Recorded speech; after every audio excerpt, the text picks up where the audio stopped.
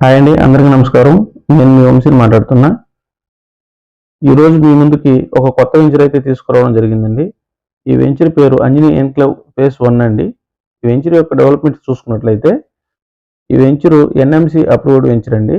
ఈ వెంచర్లో మనకి చుట్టూ కాంపౌండ్ వాలు, మెయిన్ గేటు, 40 మరియు 33 సీసీ రోడ్స్, ఓపెన్ డ్రైనేజ్, అవన్నీ ప్లాంటేషను, ఎలక్ట్రిసిటీ ప్రొవైడ్ చేస్తున్నారండి.